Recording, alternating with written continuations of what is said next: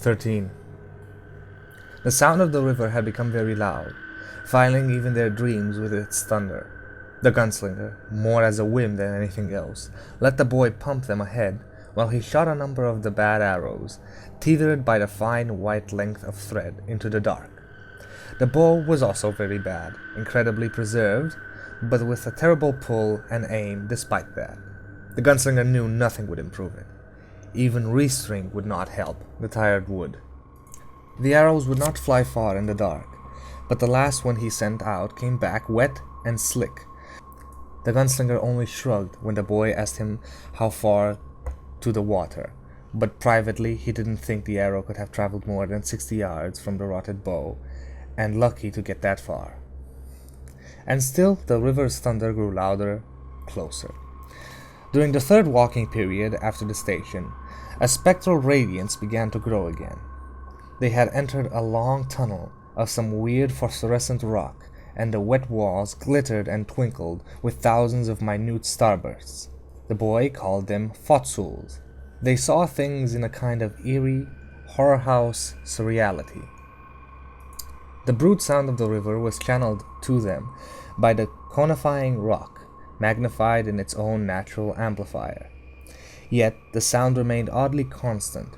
Even as they approached the crossing point, the gunslinger was sure lay ahead, because the walls were widening, drawing back. The angle of their ascent became more pronounced. The tracks arrowed through the new light. To the gunslinger, the clumps of fotsuls looked like the captive tubes of swamp gas sometimes sold for a pretty at the feast of Reaptide Fair. To the boy, they looked like endless streams of neon tubing. But in its glow they could both see that the rock that had enclosed them so long ended up ahead in ragged twin peninsulas that pointed toward a gulf of darkness, the chasm over the river.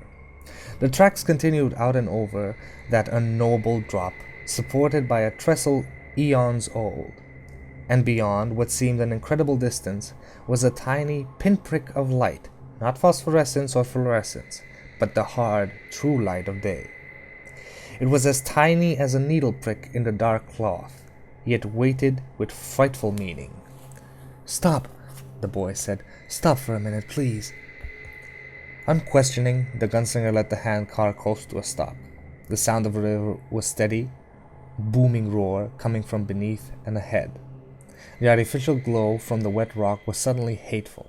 For the first time he felt a claustrophobic hand touch him, and the urge to get out, to get free of this living burial, was strong and nearly undeniable.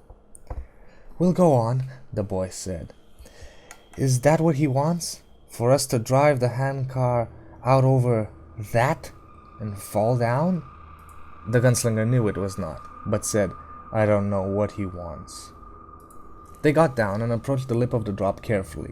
The stone beneath their feet continued to rise until a sudden, angling drop to the floor fell away from the tracks, and the tracks continued alone across blackness. The gunslinger dropped to his knees and peered down.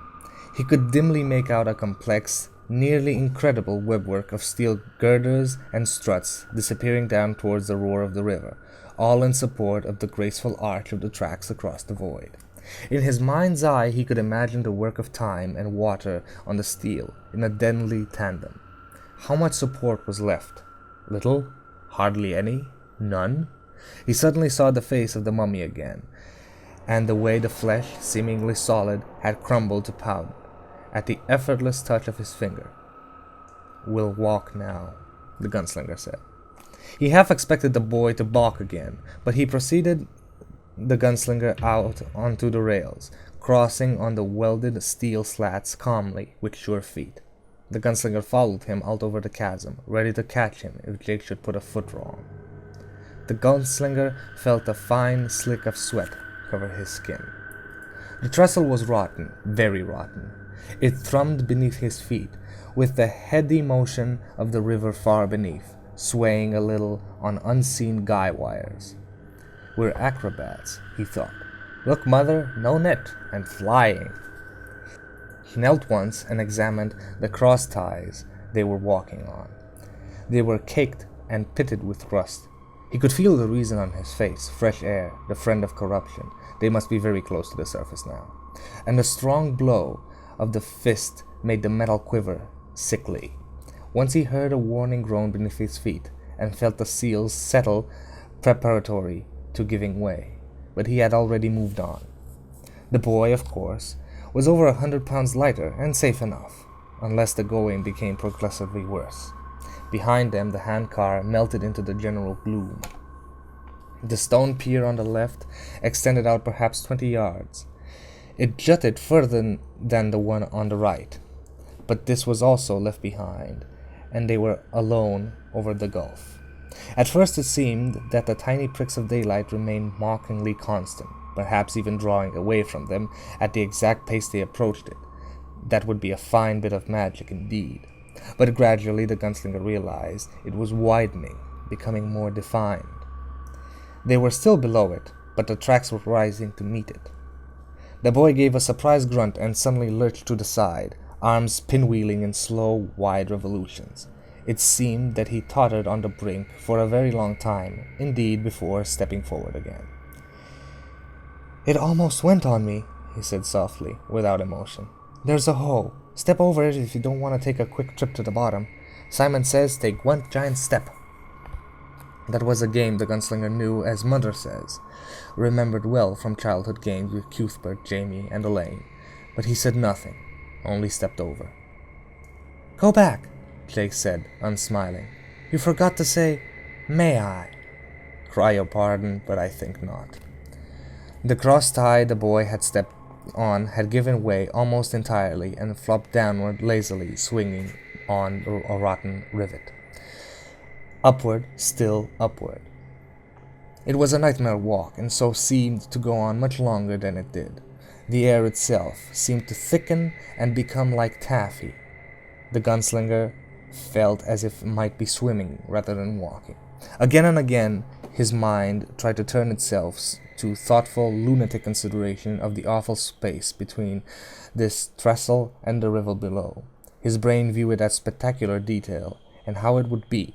The scream of twisting, giving metal, the lurch of his body slid off to the side, the grabbing for the non-existent handholds with the fingers, the swift rattle of the boot heels on treacherous, rotten steel, and then down, turning over and over, the warm spray in his crotch, and as his bladder let go, the rush of the wind against his face, rippling his hair up in a caricature of fright, pulling his eyelids back, the dark water rushing to meet him, faster, outstripping even his own scream.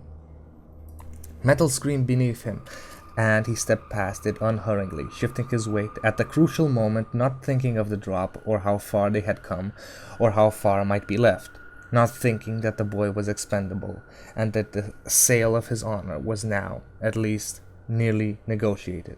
What a relief it would be when the deal was done. "3 ties out," the boy said coolly. "I'm gonna jump. Here, right here. Geronimo!" The gunslinger saw him silhouetted for a moment against the daylight, an awkward, hunched, spread-eagle arms out as if, should all else fail, there was the possibility of flight. He landed, and the whole edifice swayed drunkenly under his weight. Metal beneath them protested, and something far below fell, first with a crash, then with a splash. "Are you over?" the gunslinger asked. "Yar," the boy said, "but it's very rotten. Like the ideas of certain people, maybe. I don't think it will hold you any further than where you are now. Me, but not you. Go back. Go back now and leave me alone." His voice was cold, but there was hysteria underneath it, beating as his heart had bet when he jumped back onto the handcar and Roland had caught him. The gunslinger stepped over the brake. One large step did it. One giant step. "Mother, may I?" "Yes, you may." The boy was shuddering helplessly. "Go back, I don't want you to kill me." "For the love of the man Jesus, walk," the gunslinger said roughly. "It's going to fall down for sure if we stand here palavering." The boy walked drunkenly now, his hands held out shudderingly before him, fingers splayed. They went up. Yes, it was much more rotten now. There were frequent breaks of 1, 2, even 3 ties, and the gunslinger expected again and again that they would find the long, empty space between the rails that would either force them to back or make them walk on the rails himself, balanced giddily over the chasm. He kept his eyes fixed on the daylight. The glow had taken a color, blue, and as it came closer it became softer, paling the radiance of the footstools. 50 yards or 100 still to cover? He could not say. They walked, and now he looked at his feet, crossing from tie to tie. When he looked up again, the glow ahead had grown to a hole, and it was not just light, but a way out. They were almost there. 30 yards now. No more than that. 90 short feet. It could be done. Perhaps they could have the man in black yet. Perhaps the bright sunlight, the evil flowers in his mind, would shrivel and anything would be possible. The sunlight was blocked out. He looked up, startled, peering like a mole from its hole, and saw a silhouette filling the light, eating it up, allowing only chinks of mocking blue around the outline of shoulders and the fork of crotch. "Hello, boys!" The man in black's voice echoed to them, amplified in this natural throat of stone, the sarcasm of his good cheer taking on mighty overtones. Blindly the gunslinger sought the jawbone, but it was gone, lost somewhere, used up. He laughed above them, and the sound crashed around them, reverberating like surf in a filling cave. The boy screamed and tottered, a windmill again, arms gyrating through the scant air. Metal ripped and slot beneath him, the rails canted through a slow, dreaming twisting. The boy plunged, and one hand flew up like a gull in the darkness, up, and then hung over the pit. He dangled there, his dark eyes staring up at the gunslinger, in a final blind loss of knowledge. "Help me!" Booming, racketing. "No more games! Come now, gunslinger! Or catch me never!" All the chips on the table, every card up but one, the boy dangled. A living tarot card, the hanged man, the Phoenician sailor, innocent lost, barely above the wave of a Stygian sea. Wait then, wait a while. Do I go? His voice is so loud, he makes it hard to think. Help me, Roland! The trestle had begun to twist further, screaming, pulling loose from itself, giving. Then I shall leave you. No, you will not! The gunslinger's legs carried him in a sudden leap, breaking the paralysis that held him. He took a true giant step over the dangling boy and landed it a skidding, plunging towards the light that offered the tower, frozen on his mind's eye in a black still life. Into sudden silence. The silhouette was gone, even the beat of his heart was gone as the trestle settled further, beginning its final slow dance to the depths, tearing loose, his hand finding the rocky, lightened lip of damnation, and behind him, in dreadful silence, the boy spoke from too far beneath him. Go then! There are other worlds than these! Then the trestle tore away, the whole weight of it, and as the gunslinger pulled himself up and through the light and the breeze and the reality of a new car, he twisted his head back, for a moment in his agony, striving to be Janus. But there was nothing, only plummeting silence, for the boy made no cry as he fell. Roland was up, pulling himself onto the rocky escarpment that looked towards a grassy plain, toward where the man in black stood, spread-legged, with arms crossed. The gunslinger stood drunkenly, pallid as a ghost, eyes huge and swimming beneath his forehead, his shirt smeared with the white dust of his final, lunging crawl. It came to him that there would be further degradations of the spirit ahead that might make this one seem infinitesimal, and yet he would still flee it. Down corridors, through cities, from bed to bed. He would flee the boy's face and try to bury it in the cunts and killing, only to enter one final room and find it looking at him over a candle flame. He had become the boy had become him. He was becoming a werewolf of his own making. In deep dreams he would become the boy and speak the boy's strange city tongue. This is death. Is it? Is it? He walked slowly, drunkenly, down the rocky hilt toward where the man in black waited. Here the tracks had been worn away under the sun of reason, and it was as if they had never been. The man in black pushed his hood away with the backs of both his hands, laughing. "So," he cried, "not at the end, but at the end of the beginning, eh? You progress, Gunslinger, you progress. Oh, how I admire you."